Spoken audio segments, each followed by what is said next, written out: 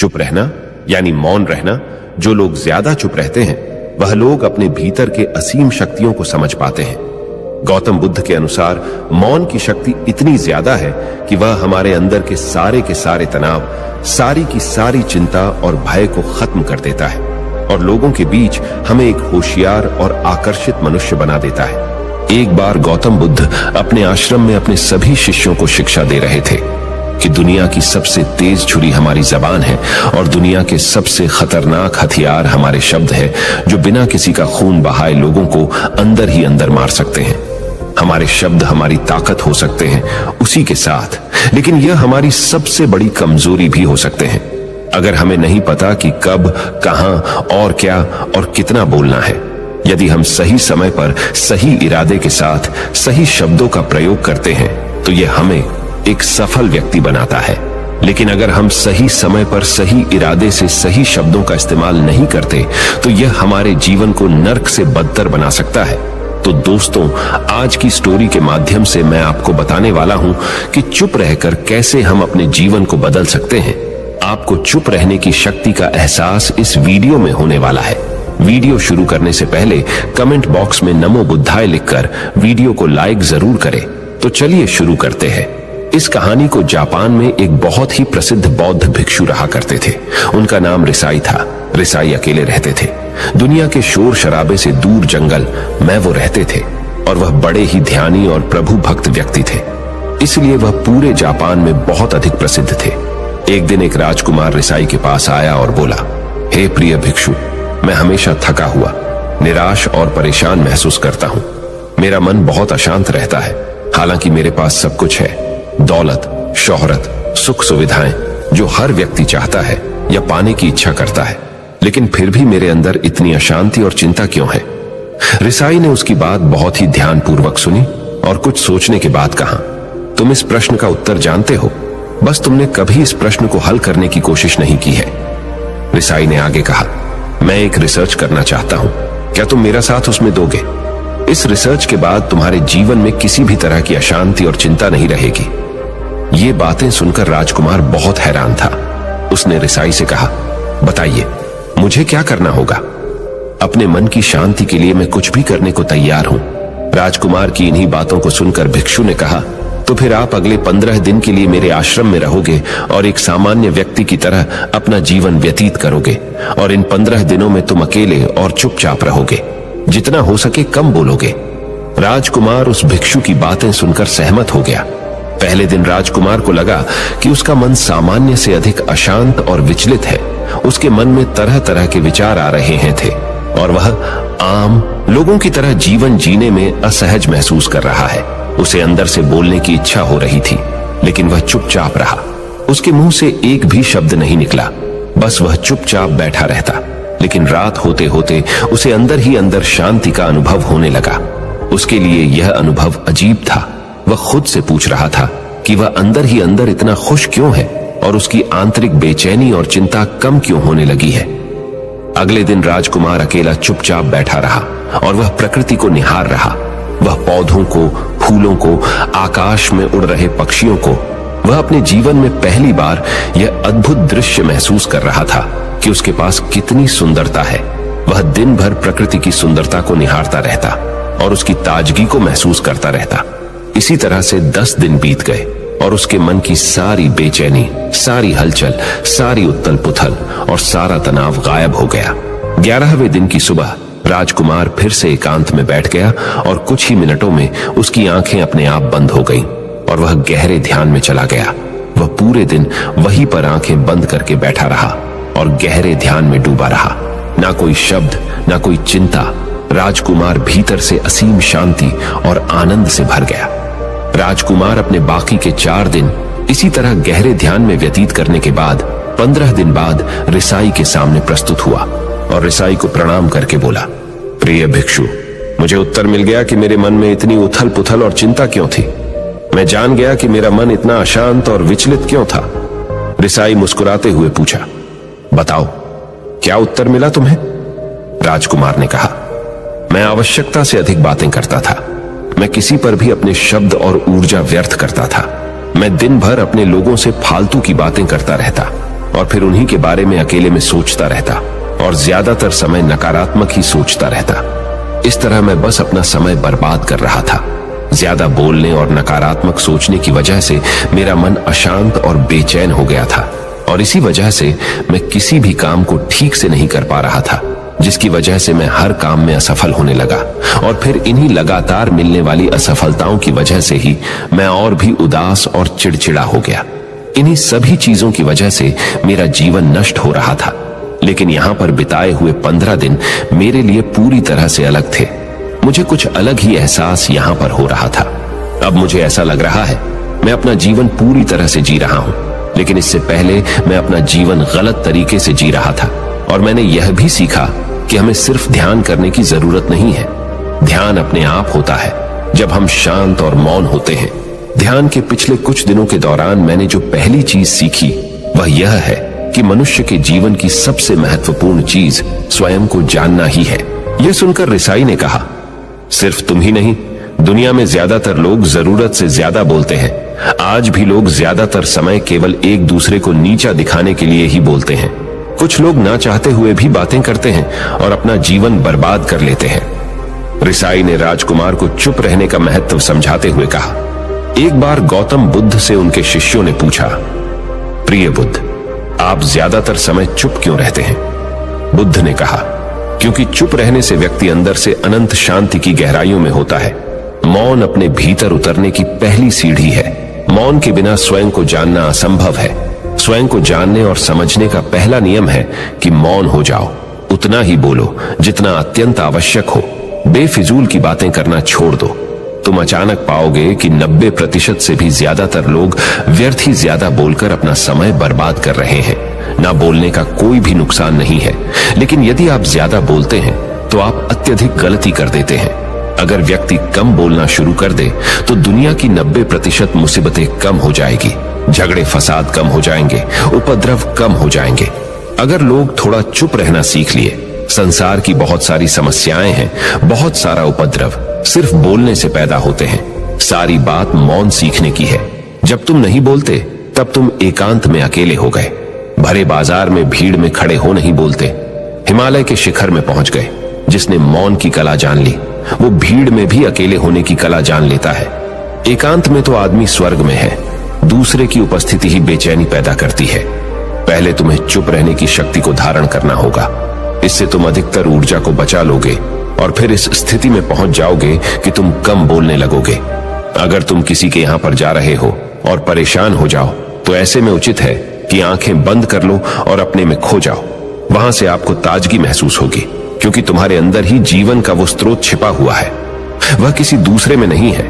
इसके बाद राजकुमार उस रिसाई से पूछते हैं, आखिर कौन हमें अपने अंदर तक लेकर जाएगा? ये बातें सुनकर रिसाई बुद्ध कहते हैं, तुम्हें स्वयं ही अपने अंदर उतरना होगा और वहीं से परम राज्य जीवन का आनंद ले पाओगे। आनंद का यहीं से जन्म हुआ है। यहीं से तुम मौत में डूब जाओगे। यही तुम्हारा सूरज उदय होगा और यहीं से अस्त होगा। इसी प्रकार तुम बार बार इब्की लगाओ। जब भी तुम इब्की लगाकर लौटोगे वहां से तुम पाओगे फिर ताजगी भरी जीवन की नई संपदा मिलेगी। इस नई शक्ति के जन्म होने से तुम्हारी थकान गई, उदासी गई, चिंता गई। जैसे कोई स्नान करके लौटता है तो शरीर शीतल हो जाता है, शांत हो जाता है। ऐसे ही जब कोई भीतर से साफ होकर वापस आता है, मौन में स्नान करके लौटता है, तो समस्त अस्तित्व, समस्त व्यक्तित्व शांत और मौन हो जाता है, आनंदित हो जाता है। जब तुम आंतरिक मौन की उस पराकाष्ठा पर पहुंच जाओगे तब तुम पाओगे कि बोलने से भी तुम्हारा मौन खंडित नहीं होता, वो बना ही रहता है। उसकी एक अंतर्धारा लगातार तुम्हारे भीतर बहती रहती है। तुम बोलते तो हो, तुम शब्द का उपयोग भी करते हो, लेकिन वो तुम्हारे मौन को खंडित नहीं कर पाती। एक बार गहरे मौन में स्थिर हो जाओ, फिर तुम्हारी वाणी में भी मिठास आ जाएगी। तुम्हारा बोलना संगीत पूर्ण होगा, तुम्हारा बोलना सत्य होगा। तुम बोलोगे तो दूसरों पर भी शीतलता छा जाएगी। जैसे ही तुम अंदर से चुप होते हो, तुम इतने शक्तिशाली होने लगते हो कि समाज की निर्भरता तुम छोड़ने लगते हो और तुम्हारे जीवन में एक मस्ती आती है जो केवल दीवानों के जीवन में होती है। तुम्हारे चेहरे पर एक नई रौनक आ जाती है। तुम्हारी आंखें किसी अमृत के समान हो जाती है और तुम अनंत शांति के समुद्र में डूबने लगते हो। इतना कहकर भिक्षु रिझाई ने अपनी बात खत्म की और वो मौन में चले गए। राजकुमार उनका धन्यवाद कर कर अपने महल में चला गया।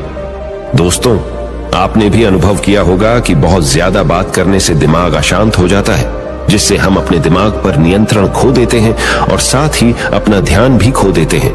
जो लोग बहुत ज्यादा बोलते हैं, उनके पास किसी एक काम पर ध्यान केंद्रित करने की काबिलियत नहीं होती। वो अपने किसी भी लक्ष्य पर पूरी तरह से ध्यान केंद्रित नहीं कर पाते। अगर हमारा दिमाग एक जगह केंद्रित नहीं है, तो हम जीवन की सच्चाई नहीं समझ पाते और ना ही मनचाही सफलता कभी हासिल कर पाएंगे। इसके अलावा भी आपने देखा होगा कि जो लोग अधिक बोलते हैं, वो अक्सर लोगों के बीच हंसी का पात्र बन जाते हैं, और जो लोग कम बोलते हैं और अपनी बात पर कायम रहते हैं, उन्हें लोगों से सम्मान मिलता है। लोग उनकी बातों को सुनते हैं और उन पर भरोसा भी करते हैं। जो लोग जरूरत से अधिक बोलते हैं और अपने विचारों के बारे में पक्के नहीं होते, उनका दिमाग स्थिर और विचलित रहता है, शोर से भरा रहता है, और एक अशांत दिमाग वाला व्यक्ति जीवन में किसी भी चीज में सफल नहीं हो पाता, क्योंकि वह किसी भी काम में फोकस नहीं कर पाता। यदि किसी व्यक्ति को यह पता है कि उसे कब, कहां और क्या बोलना है, तो वह व्यक्ति सच में बहुत बुद्धिमान है। और ऐसा व्यक्ति जहां भी जाता है, उसका व्यक्तित्व आकर्षण का केंद्र बन जाता है, और वह जो कुछ भी करता है उसमें सफल अवश्य होता है। अगर हम किसी महान और सफल व्यक्ति के व्यक्तित्व को गहराई से देखें, तो पाएंगे कि वो कम बोलते हैं और कम से कम शब्दों में अपनी बात खत्म कर देते हैं। वो बोलने से पहले वो चीजों और जिसके बारे में उसे बोलना है, उनके बारे में गहराई से सोचते हैं।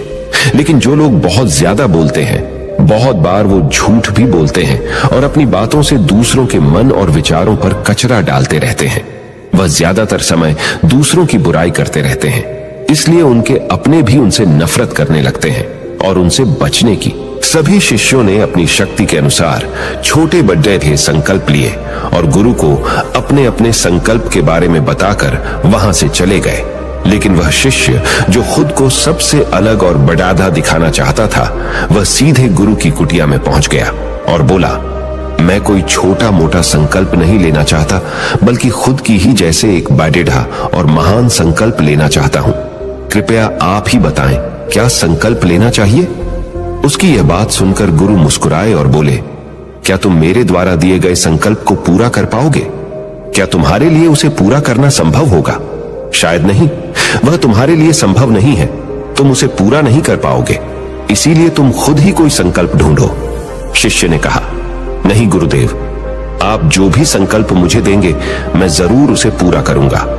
गुरु ने कहा, ठीक है, तो तुम अगले 1 महीने तक चुप रहोगे, मुंह से एक शब्द भी नहीं निकालोगे, यही तुम्हारा संकल्प है। शिष्य ने कहा, गुरुदेव, यह भी कोई संकल्प है? यह तो बहुत ही आसान है, 1 महीने तक चुप ही रहना है। आप कोई बड़ेढ़ा संकल्प दीजिए जो मेरी योग्यता के लायक हो, जिसे पूरा करने में मुझे समस्या हो। गुरु ने कहा, पहले तुम इस संकल्प को तो पूरा करके दिखाओ। शिष्य ने गुरु की बात मान ली और वह उसी समय चुप हो गया और पलटकर कुटिया से बाहर चला गया। उसे चुप रहना बहुत आसान लग रहा था।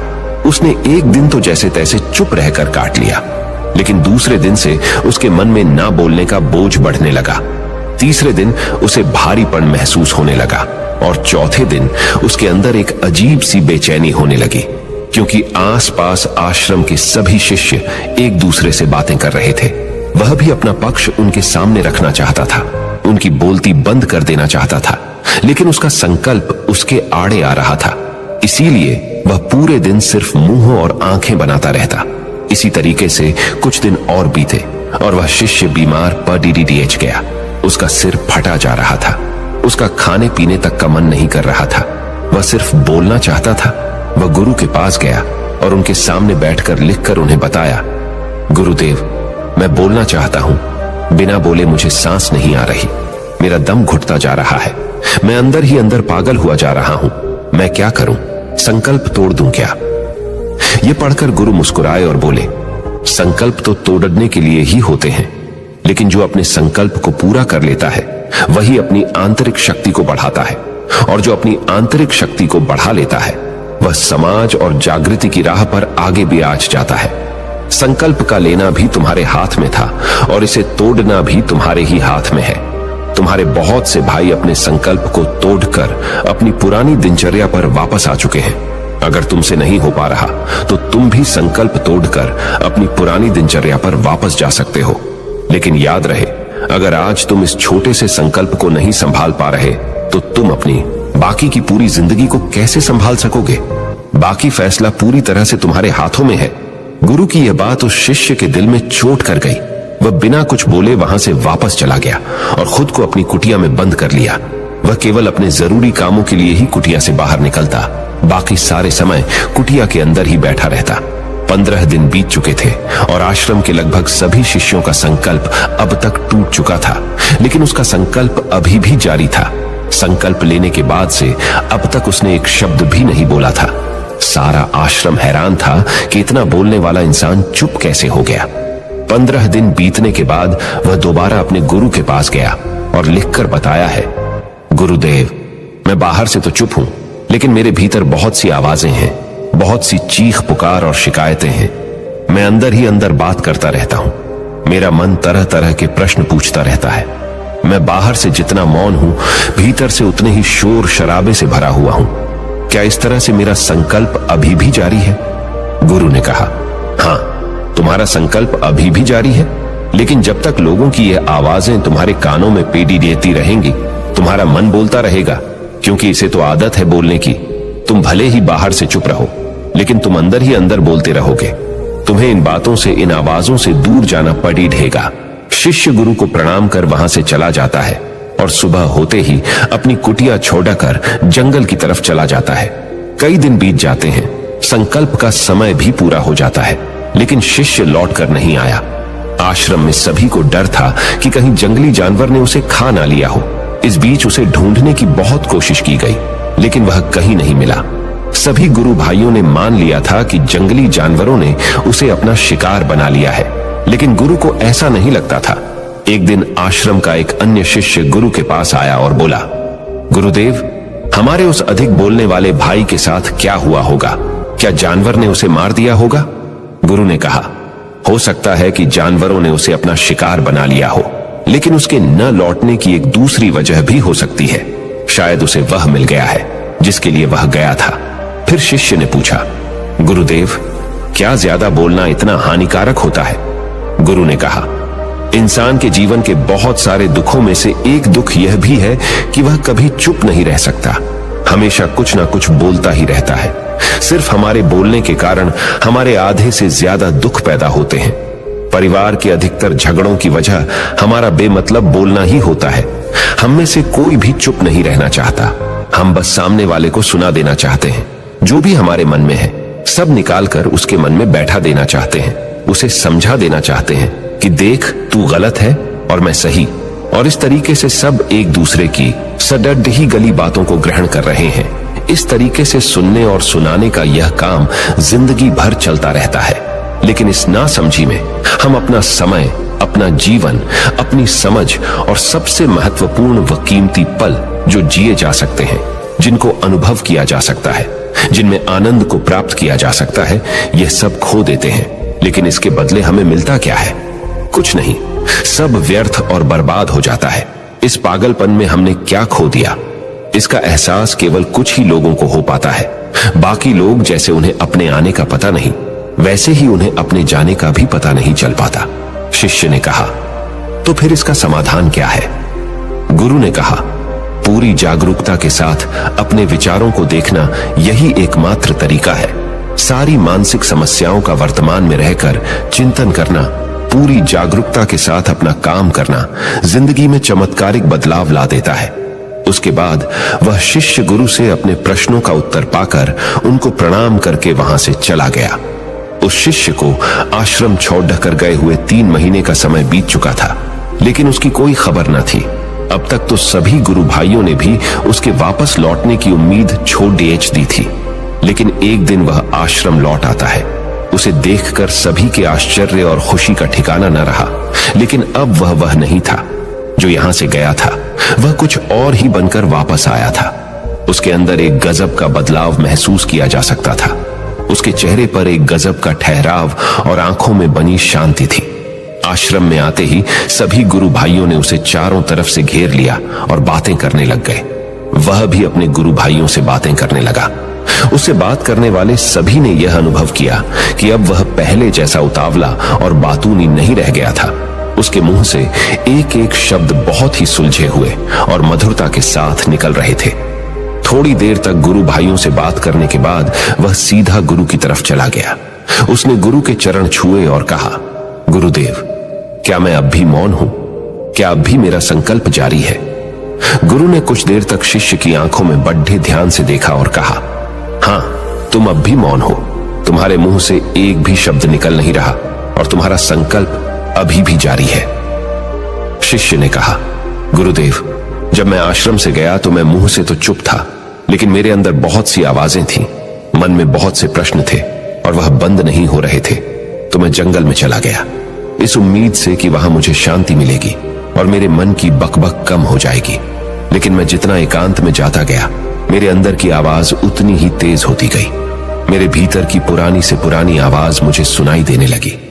तब जाकर मैंने महसूस किया कि मैं कितना गलत कर रहा था। जब मैं अपने परिवार वालों, दोस्तों को और गुरु भाइयों को बुरा भला कहता था, तो उस समय मुझे लगता था कि मैं सही कह रहा हूं। जब मैं गुरु भाइयों की एक दूसरे से चुगली करता था और उनका मजाक बनाता, तब भी मुझे यही लगता था कि मैं उनसे बेहतर हूं और मैं सही कर रहा हूं। लेकिन उस दिन मैंने पहली बार महसूस किया कि मैं कितना गलत बोलता था। काफी दिनों तक ये आवाजें, ये शिकायतें मेरे अंदर चलती रही, लेकिन धीरे धीरे करके एक दिन ये सारी आवाजें मेरे अंदर से समाप्त हो गई। अब मैं भीतर से भी मौन हो गया। उस घने जंगल में बाहर से कोई बोलने वाला था नहीं और भीतर कोई आवाज बची ही नहीं थी, और मैं उस दिन पहली बार मौन का सही अर्थ समझा। मेरे चारों तरफ बहुत शांति थी। हालांकि अभी भी कुछ आवाजें आ रही थी जो पहले भी आती थी, लेकिन मैं उन्हें सुन नहीं पाता था। पर अब वह सभी आवाजें मुझे स्पष्ट रूप से सुनाई दे रही थी। हवा के चलने की आवाज, चिड़ियों के चहकने की आवाज और पानी के बहने की आवाज, ये सभी आवाजें मैंने पहली बार पूरे होशपूर्वक सुनी। अपने चारों तरफ इतनी शांति मैंने पहले कभी महसूस नहीं की थी। तो इस शांति को भंग करने के लिए मैंने पहली बार अपने मुंह से कोई शब्द निकाला। मैं चिल्लाया, हे ईश्वर, ये कैसी शांति है? सभी कुछ इतना शांत क्यों है? ऐसा क्या हो गया? लेकिन मेरे चिल्लाने के बाद भी शांति भंग नहीं हुई। सब कुछ पहले जितना ही शांत था, बाहर भी और भीतर भी। हे गुरुदेव, मैंने अपने गुरु भाइयों से बात की, मैंने आपसे बात की। मैं बोल रहा हूं, मैं चल रहा हूं, मैं सब कुछ देख रहा हूं, लेकिन मैं अपने भीतर एकदम एकांत में हूं, मौन में हूं। भीड़ डैच में होता हूं, तब भी भीतर से अकेला एकांत में होता हूं। जब मैं खुद में भी शोर करना चाहता हूं, तब भी एकांत में ही होता हूं। अब सब दिखाई पड़ी डाहने लगा है, सब सुनाई पड़ी डाहने लगा है। गुरु ने कहा, जब तक हम बाहर की तरफ बोलते रहेंगे, भीतर अशांति ही रहेगी। लेकिन जिस दिन हम भीतर की तरफ मुद्दा जाएंगे, तब हमारे मुंह से कुछ भी निकलेगा, हम शांत ही रहेंगे। दुनिया में जितनी भी बुराइयां हैं, ज्यादातर हमारे बोलने से ही उत्पन्न होती है, क्योंकि हम चुप रहना नहीं चाहते। हम जितनी जरूरत है उससे कहीं ज्यादा बोलते हैं। हम सामने वाले को सुनना नहीं चाहते, बल्कि उसकी बोलती बंद कर देना चाहते हैं। उसे समझा देना चाहते हैं कि मैं कौन हूं, मैं क्या कर सकता हूं। और यही हमारी जिंदगी का मकसद बनकर रह जाता है।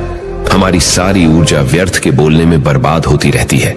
ऐसे ही समाज में लोगों का जीवन दुखों से भर जाता है, जो हमेशा एक दूसरे को सुनाने में लगे रहते हैं।